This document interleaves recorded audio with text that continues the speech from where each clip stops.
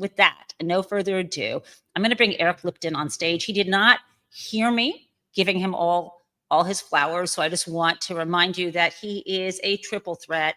I don't know many people. I only know a couple people who won 1 Pulitzer Prize for reporting. Eric has won 3. That should demonstrate tremendous integrity, tremendous support from the journalistic institutions that, like his employer, seek the truth, seek to dig into what is really happening, regardless of what we want to believe or what we don't want to believe. I admire his work, and I will now bring him up on stage. Hello, Eric. Hello, thanks for having me. Thanks for being here. I have a lot of sun in my eyes because I don't know, because of where I'm sitting. So I might move a little bit. That might be better. So I want to thank you so much for reaching out and flagging this article for me. Yesterday was a busy day, and I was amazed at this story. So I want to back up, since many of the listeners may not have read it yet. Mm-hmm. Ask you, what's your top level description of what is new about this reporting? Because there's a lot new in this, and there's some pieces that we knew about, but you guys, you and your fellow reporters have now found out. Mm-hmm. I think that what we're examining is that the second term of Trump, that there's been an unabashed mixing of the personal financial interest with government activity in ways that really doesn't have much precedent in American history. And what we were trying to document in this story, and we did to a much greater extent than we've done before, really on any story, is just the entanglement between the personal financial interest of Donald Trump and the Witkoff family with a matter of enormous national security consequences relative to whether or not the United States should share, the most sophisticated AI chips and one of the most important inventions in human history, really. These chips are going to transform the economy and perhaps, transform the world in important ways and United Arab Emirates would like to become a global leader in AI and data centers. But before it can do that, despite the trillions of dollars in sovereign wealth they have, they need access to the chips. And so what we examined was how the relationship between 2 deals. One deal was how the UAE decided to give $2 billion of money to the Trump and Witkoff's crypto company.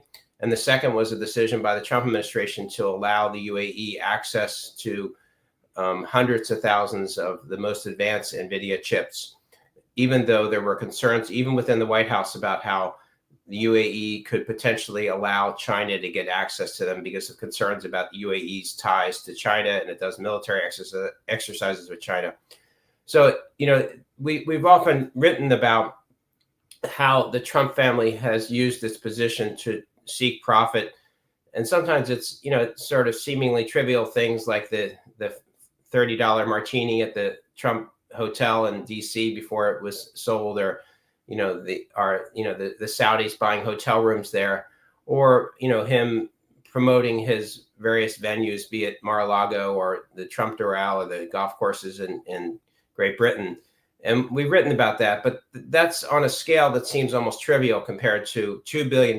This was the largest single stablecoin crypto transaction in the history of the industry. It was one of the largest single, it's just unbelievable in scale. And so what we did was to dig into these 2 transactions and examine how they actually were interrelated. They involved the same parties, and they brought profit to people that were participating in the decisions in a way that might have actually compromised the United States national security. So, it's, in the scale of if you could call this maybe a scandal, depending on your perspective. But in the scale of controversies like this, it's hard to find many precedents. It's so enormous, what's in play here. So that's what we did. And it was several months of work. It involved reporters literally from around the world: San Francisco, Washington, New York, Dubai, Taiwan, London, and working together through multiple time zones and and 3 months of effort to try to document these things. And then a lot of engagement with the White House, over a month of engagement with the White House, detailed back and forth meetings with White House officials to discuss the story, getting their input and making sure that it was reflected in the story, making changes to the story to reflect their concerns and make sure it was accurate and fair. So I love the setup. I'm going to pull two threads, but because they're both going to be big, I'm going to defer one. So one thread that's going to be deferred is you mentioned the first term. And so I'm going to hold for a moment on that because I do want to discuss, after reading your article, I thought to myself, what happened to those emolument cases, including one case where I was in federal court. So we're going to hold on to that and talk, share with people on that. I mean, the first part, and the reason why I started pulling up the article, is I wanted people to kind of see those two parallel deals. And I'm saying parallel because there's no evidence or smoking gun that there was a so-called quid pro quo. Obviously, there may have been, there may not have been, but there is this sort of parallel conduct between these two deals.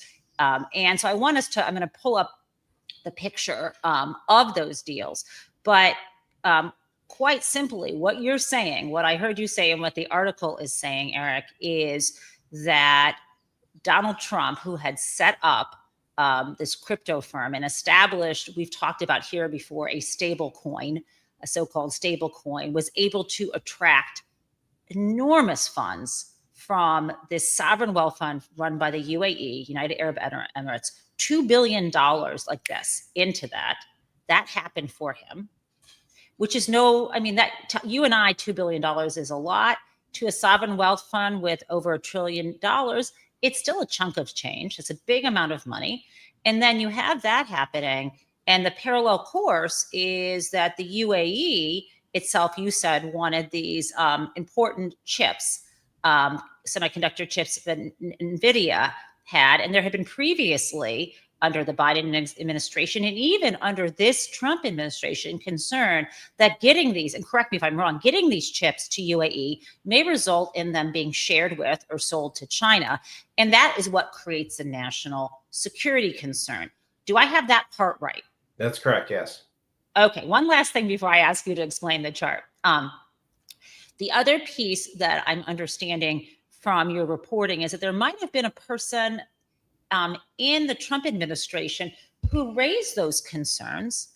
And this was one of the people that Laura Loomer said, get rid of this guy. Is that right?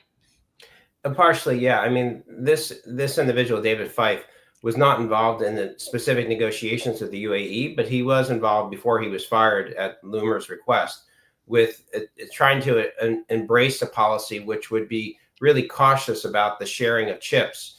And that these, what were described as frontier chips, the most advanced chips, the chips that truly could be transformative for society and for military purposes, that those chips would be reserved for domestic use for at least a year after they first came on the market. That was a policy that he was pushing at the same time as UAE was seeking to get access to some of those same chips. And in the middle of that process, Loomer walks in and basically asks for him to be fired, and he was fired. Now, I have a kind of very dumb, and I tell my students never to call something a dumb question, but the $2 billion investment, was that an equity investment? Was it a purchase of these? Was it like a purchase of the stable coin itself? I mean, I'm curious how the form that $2 billion took. Yeah, so I mean, basically, this largely has to do with sovereign wealth funds that are run by UAE, and they go through various entities, that money, and it's Muttabala, which is controls the money, and there's the Abu Dhabi Investment Authority, which is another UAE sovereign wealth fund, and then they have a couple of companies that money is moved through. One of them is called G42, which is their AI company. And another is called MGX, which is an investment fund in technology. But this one individual, Sheikh, who is sort of the national security chief at UAE and largely runs their largest sovereign wealth funds, He runs both MGX and G42. And also the general counsel of G42, his name is Marty Edelman, is a longtime friend of Steve Witkoff, the Middle East envoy for Trump. They've been real estate lawyers, buddies, good friends in New York City. And Edelman happened to have been hired by UAE to be a senior lawyer for them. And now Edelman is the general counsel at G42, and he's also on the board of directors at MGX. So there's G4, there's two different, G42 and MGX. Yeah. MGX, which is the one that was involved in the in the crypto deal, and which was the one involved in the MGX put the $2 billion into World Liberty. And that money came from sovereign wealth money, and it was moved. It was actual, US dollar cash was moved into World Liberty and purchased $2 billion worth of their stable coin. And that once that money is with World Liberty, a stable coin is supposed to be backed up. And that's the whole idea. It's supposed to be a one-to-one.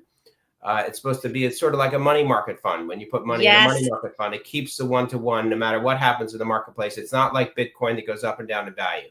And the only way you can really... I got to interrupt Eric for this. We've talked a little about this. We've had folks on here. But when you read, this is my little legal footnote.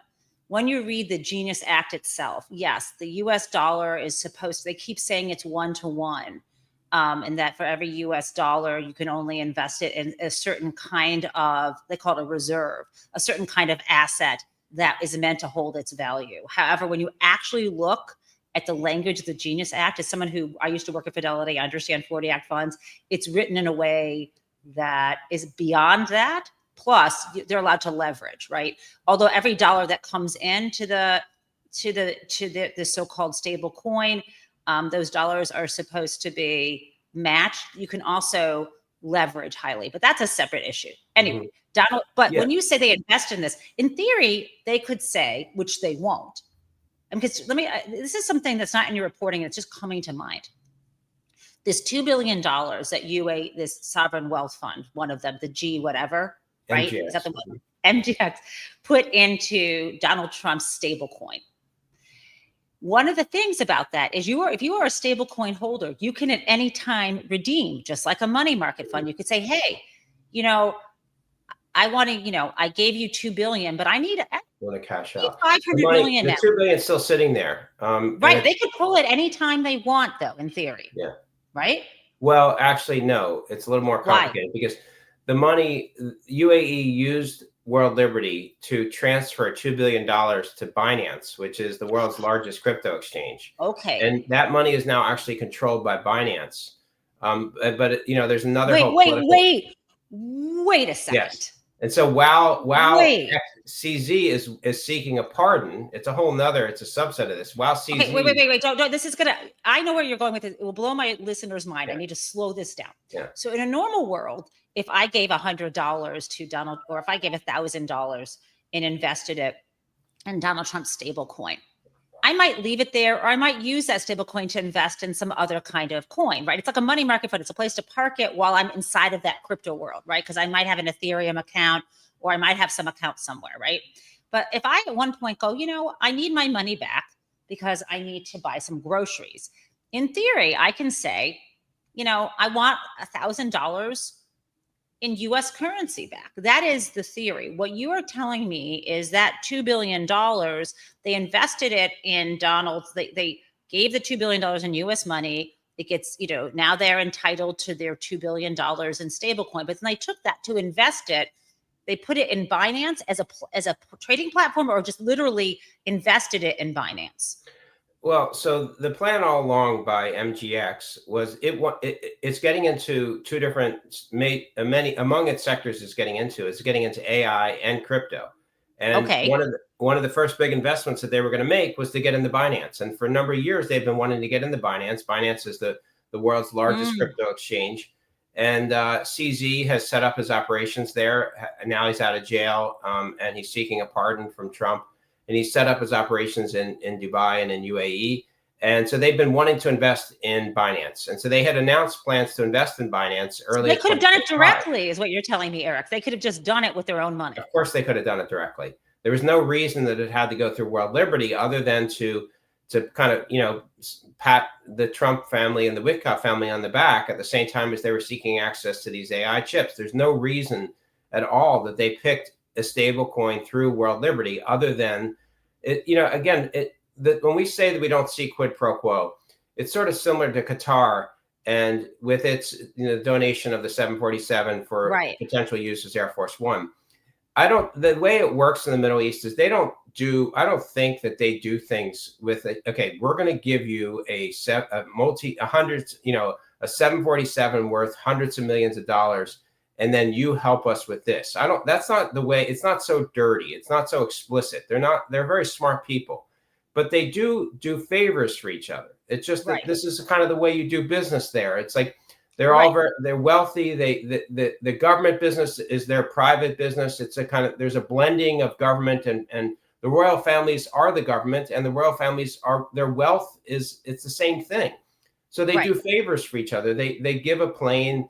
They transfer $2 billion to your friends, your family friends, crypto business at the same time as they're seeking AI chips to turn themselves into one of the world's most dynamic AI superpowers. And that's the way they do business there. But that's not the way we do business in the United States. We're not supposed to, but we'll get to that. Yes. Okay, I'm gonna return to this question. The question that people may wonder is, okay, that's interesting. The $2 billion kind of goes through Donald Trump's and Steve Witkoff's organization, World Financial. Is that the name of it? And then World Liberty. God. Okay. Where does obviously Trump doesn't get $2 billion. Do they make money on management fees? Where is that? Let me explain. So because it's supposed to be a 1-to-1 match, and they do have to invest. They're not a good amount of it, and typically they'll invest 80 to 90% of that $2 billion in treasury bonds. Of course, and that's to back it up, so that if there are withdrawals, that they can immediately produce that cash. And so they do it. They do it in a bunch of very supposedly reliable.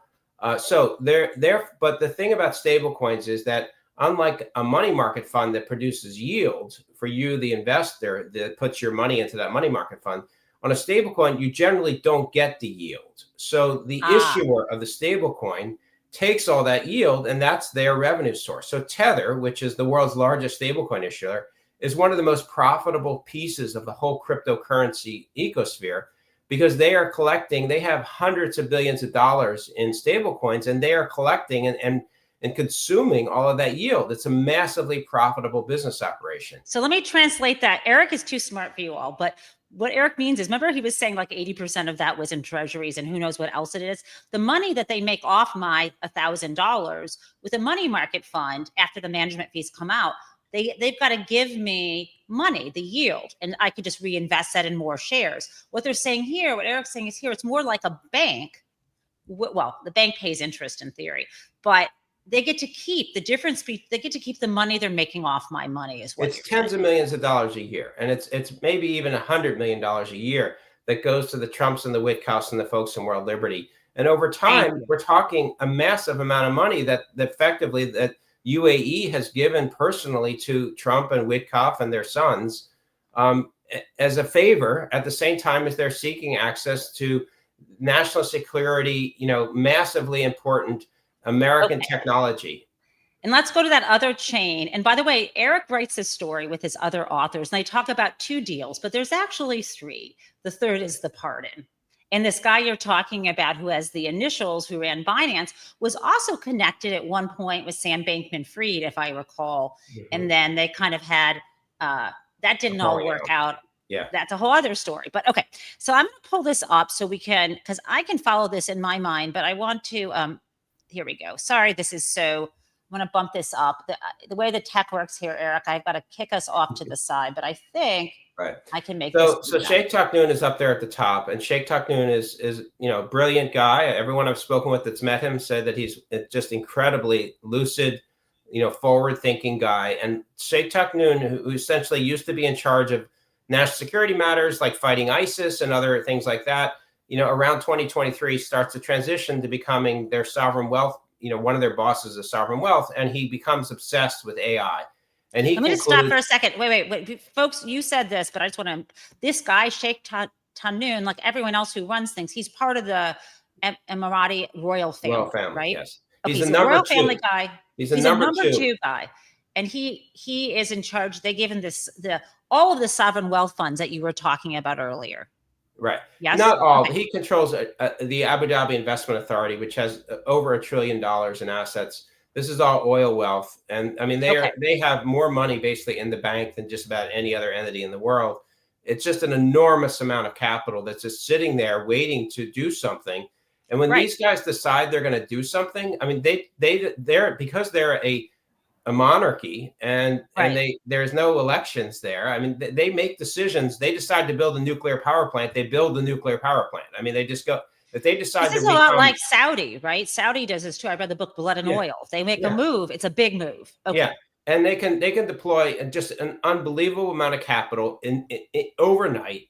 And so if they decide they want to become one of the Taiwan of chip manufacturing, which is sort of their ambitions to become the AI, the AI version of that.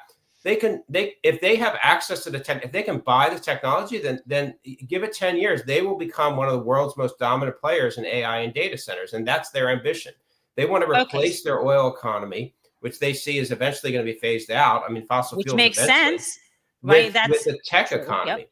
So Taknoon is the one that is overseeing that transition, and UAE is doing it in a smarter way than any other country in the Middle East. So we're going to go. So that's the right-hand branch of this. On the left is the story you already told us. Right. This is where the Sheikh Taknoon through the sovereign wealth fund invested $2 billion in Binance, but as currency uses the digital coins from World Liberty Financial. And you point out that it's not just Donald Trump's family, but it's Steve Witkoff, the guy who's not just the Middle East envoy, but was also, I think, the envoy to Russia. Curious. And in the photos here, we have Witkoff on the left, you've got Donald Trump on the right, and in the middle, the brothers. Sons. It's the sons of Witkoff and Trump. Yes, right. That's what I'm saying. With the brothers on the left, we've got Donald and Eric, and then on the right, near Trump, is Witkoff's son. Right. Okay. And he's going to play a role in a lot of things here. But now tell us about the right branch, because this is the one you've been trying to get to, even though I keep obsessing about Binance. Yeah. What we found is that there was more interrelationship between these two deals than was publicly known. And that, for example, Steve Witkoff, who still still owns a stake in World Liberty, on the left side, was participating in the discussions around the chips on the right side. And that would seem to be such an obvious and problematic conflict of interest, because they were two related deals, and you could argue that they were the same matter. I think you could argue that they were the same matter. They involved the same companies, the same executives, the same time frame. They were an interrelated connection of transactions, and so you could argue in the legal definition of a particular matter, which is a key term in ethics regulations, that this was a single particular matter. And Witkoff had a conflict of interest because he had a specific financial benefit from this particular matter. And so therefore the rules say he should not have been involved in the discussions regarding the chips, even though it was on the World Liberty side that he was benefiting. It gets a little complicated, but these are real ethics issues that will most likely not be addressed, because we are in an era where there is no congressional oversight, there's no inspector generals, there's no office of special counsel, there's no active office of government ethics, there's no Department of Justice investigations, there is nothing but outside reporters, and that are spending months digging into these kinds of things, and that's the beginning and the end of any review. Well, I want to ask you. You say the word ethics rules, and those can mean different things. I mean, you did link in the article to particular ethics rules, but sometimes there's also these rules. Sometimes are articulating standards under federal statutes, and so there are the same answer. There's a criminal statute. There's a criminal statute, but the criminal statute we don't cite because it does not apply to adult children. And I've looked very closely at that law, and so it is that's a potential criminal violation if he were to. What about Witkoff though himself? Witkoff's children are adults, And What about so, himself, though, being inside the administration? Oh, he's not inside the, wait, doesn't he has a role no, inside the he's not. administration? So he's benefiting personally. I mean, I haven't looked at the, You're I right. haven't, I'm not, my intent isn't to study, to talk about the criminal piece of this today, but I was Yeah, yeah, wondering. you make a good point, and when we were, we could have cited the criminal law now, because when we were writing this story, and it's something that they are only now raising, we were not sure until Saturday. Saturday was when they finally released this financial disclosure report. And we've been working on the story for 3 months. There's a criminal ethics law, which makes it a criminal violation to Right. participate in a particular matter that could bring you direct financial benefit. 18 USC 208, not to cite the statute, Yeah. but yeah. And then there are ethics regulations that prohibit you, or you have to go to your ethics officer to get permission Right. to participate in a matter, and that benefits yourself or your family, and not just your adult children. But until Saturday, we didn't know definitively whether or not Witkoff still had a personal financial stake in Oh, World right. Liberty. Right. And we thought he might, because they had said that they had intended to divest, but they did not explicitly state that he still had a stake. So, Right. in fact, this is potentially a violation of the criminal statute, and not Well, just. the reality is Pam Bondi is not about It's to never act going to on be it. taken up. And just for fun, because I love to pull stuff up on the fly, the statute we're talking about is 18 USC 208, acts affecting a personal financial interest. Back in the last administration, you might remember there was some question about Jared and Ivanka, but then there was this whole argument that they didn't actually have roles, or that even if they had roles, they were within the White House. And a White House role there was an argument it wasn't part of the executive branch in the same way. We don't need to go. We know there's going to be no criminal charges. What I want to ask you, though, I mean, between this and the plane from Qatar, which may or may not be for personal use, what comes to mind, and I know you know this well, is the Foreign Emoluments Clause. And I'm just going to pull that up for our viewers. Let me address that, but I'm also going to have to go in a couple minutes. And shoot. I'm going to how about 2 more minutes, and then I'll do the legal stuff later when you go. Let's just talk about your. It's clear to me, and I've spoken with the plaintiffs who took up the emoluments litigation in the first term. They're not going to do it. It's just they've made a strategic decision that it's not worth that effort. You're saying Crew is not going to. I'm not going to go into the specific parties. Oh, never mind. I'm sorry. Yeah. But it just is. First of all, even if the Supreme Court, which is unlikely, were to rule against Trump, there's no penalty. And there's no other. There's not. Well, divestment. Yeah, I guess I don't. But the court, I don't think, can enforce divestment, and it just was. They are doing a massive amount of litigation. Norm Eisen is doing a massive amount of litigation. And I think that they've just made a strategic choice to focus on litigation that was actually going to stop policies that they thought were unconstitutional. And I'm glad that Norm is doing that. Yeah. But given the makeup of the Supreme Court and how much energy, and then also, Trump is brilliant at running out the clock. And that's what they did with the emoluments case. It never they never got. The only reason those cases ended is that they became moot when he left office. And exactly. The court, not only what makes me, I know you know this, but the court not only dismissed the case as moot, but they also vacated the lower rulings. And there was a really good ruling in the Second Circuit in favor of the hotels and restaurants. Right. And it was a 4-year effort. They started the day that Trump was sworn in on those cases. Yeah. And they spent 4 years. And again, Trump is brilliant at running out the clock. He did that with all the criminal cases, and it's and he would have done it again. And I just think they made a strategic choice. And also, if they did put it through the federal courts and then it got up to the Supreme Court and then the conservative court ruled against them, then what have they accomplished anyway? So it just those cases. Maybe someone will file it, but they won't have the budget or the strength to see it. I was thinking this through. Even if all that weren't true, Eric, I was thinking, who's going to bring the case? Another crypto company? Yeah, and it's also that was an issue. That was a challenge as well. Was standing.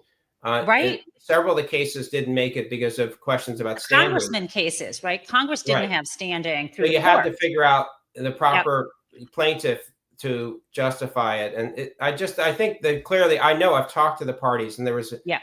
and they were it's just the strategic choice to focus on other things, and they've actually had, depends on what happens with the Supreme Court, but they have had pretty massive impact in terms of the only oversight at the moment is federal district courts and some courts of appeals Right. that actually have blocked a sequence of actions regarding Doge and another decimation of various federal agencies. And Hmm. so that's the so there's not likely to be a major emoluments case in this That's administration. I mean, maybe wise. someone will file it. So, I mean, generally speaking, as a reporter, I think that it's really important that we document with a lot of detail these kinds of matters, even if it's not going to change anything, and even if a lot of people are apathetic and they say, oh well, you won't call it corruption, or even if people are attacking our reporting because It's crazy. it's still important to burn the time and the effort to document these things, to record it for history, to engage with the principals as we did here, and to get their input, and then to put it into a very detailed report. And so we're going to continue to do that, and we have a lot more to do. And let me Uh, just say that I want to say how grateful, because I'm going to let you go. I'm grateful that you are here. I sense that sort of defensiveness, because I think it's really unacceptable. Well, I believe in freedom of speech. I think it's incorrect and inaccurate and sort of ungrateful when people don't understand what the real limits are on fact reporting. And this question about whether something is corruption or not is highly contested, even in the legal community in which I'm in, for reasons that false charges of corruption are used against political enemies too. There's a very clear legal notions of corruption. There's more general notions of corruption that that lay people might use. But I am amazed at the work you are doing, that the New York Times is doing. I'm grateful for it. It feeds my own work. And really just thank you so much for your time, Eric. yeah. And go out there and follow the money. Thank you. Yeah, no, I think that transparency, accountability, and details, and just documenting it all. And, there are ethics violations that are in front of us. There's conflicts of interest, but whether or not it is corrupt in a legal sense is something that only really a court can, at least in the United States. I mean, you can say it looks corrupt. It has a flavor of corruption, but that's a legal standard at this point, and it's a very complicated legal standard given what has happened with the Supreme Well, Court. after McDonnell and Yeah, after, I'm getting I'm getting all the yeah, governor of Virginia Virginia. governor. I mean, Yeah, all of those cases, and even narrowing the, yeah. well, anyway, We're not. It I teach doesn't this matter area of law. It's what very we see. complicated. We hit ethics issues, conflicts of interest, unprecedented mixing of financial interest Right. and government activity that needs to be documented. That is clearly unorthodox and inappropriate, and we are documenting it. And you can Thank call you. it what you want, but what's important is to have the facts to be able to call it for what it is, and that's what we're Exactly. doing. So we're going to Well, stay thank focused on you. that and Thank not you. get And involved in more than that. that's what you should be doing. And people Right. like me, I can, I've got to be careful, right? I can have my opinions about things, Right. but when I publish books, my work is legally vetted. Like, I do not Yeah. accuse someone of a crime unless I have, unless they've been charged, but I don't even go in that direction unless there's evidence that would point in a direction. Hmm. Thank you so much. I'm going to Okay. kick you off stage so you can go do Okay. your job. We are grateful. Great. Thanks. Guys, that was an amazing opportunity. I'm so grateful that Eric Lipton was here. The work he and his team, his colleagues are doing at the New York Times is incredible. Last week I had talked a bit about, we didn't fully go through tracing what the transactions between JP Morgan Chase and Jeff Epstein, that was also from the New York Times. We will try to look at that as well. Now, before I close out the show, I wanted to touch on some of the things that we talked about kind of quickly here, Eric and I. And we were talking about, he mentioned there were cases that had been brought under the Foreign Emoluments Clause. So I just want to remind you of that, and also talk, because I think it's important to see that these cases went away, as Eric said, because Donald Trump ran the clock. So let's look at the US Constitution on this. What we're looking at is this piece in italics, Article 1, Section 9, Clause 8. And it says, no title of nobility shall be granted by the United States, fine, and no person holding any office of profit or trust under them, meaning under the United States, shall, without the consent of the Congress, accept of any present, emolument, office, or title of any kind whatever from any king, prince, or foreign state. And so the concern here was in his last term that members of foreign governments were staying at his hotels and so on. And there was a lawsuit brought by Crew, Norm Eisen's group, and that lawsuit ended up being vacated. It was Citizens for Responsibility and Ethics in Washington. It had gone all the way up to the Second Circuit, where the Second Circuit was going to allow Donald Trump's competitors in the hospitality industry to go forward. The Second Circuit had rejected Trump's arguments that these injuries didn't give a legal right to sue. And while Donald Trump was asking, he used to ask for a rehearing en banc, the full Second Circuit, not just the 3-judge panel. While he was waiting, he loses the election in 2020. And so in January, after the inauguration of Joe Biden in 2021, the Supreme Court vacated the ruling. And they didn't just vacate the ruling, but they vacated the ruling, and they also just said the case is moot. So that is upsetting. And what I want to share with you on that front is when the case in 2017 was pending, okay? So we are going back now 8 years. I had stuff to say about that. So I want to share with you. Here it was a story. You can see this from NPR. And I was interviewed back then, October of 2017. At that time, I was a law professor in Vermont, at Vermont Law School. And they were talking about how the case was going to be heard in Manhattan. And I literally went there to hear the case. And I was interviewed for this article. There was a law professor from UVA who said that he doesn't think anyone has standing to sue, to challenge what Donald Trump was doing, getting these foreign emoluments. And I said that if this case fails, I'm going to read this. Vermont law professor Jennifer Taub said, if this case fails, it would set a terrible precedent.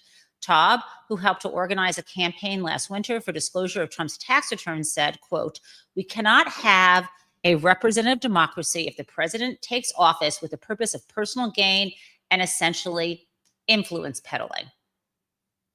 So that case that began in 2017 lasted the whole first term, and the plaintiffs were winning. And then the case was dismissed. And here we are today. With that, my friends, I bid you adieu. We'll talk about what I said to Eric, what about the criminal charges? We'll talk about that tomorrow. And I bid you adieu. I will see you tomorrow morning. Thank you. Thank you for joining me and Eric Lipton for this kind of totally fascinating show.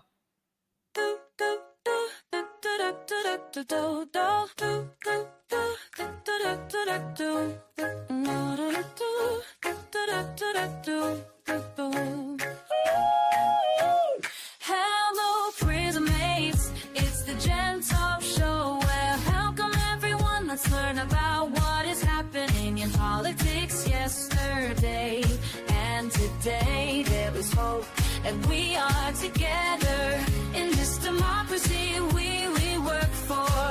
And again, welcome to the Jen Taub Show.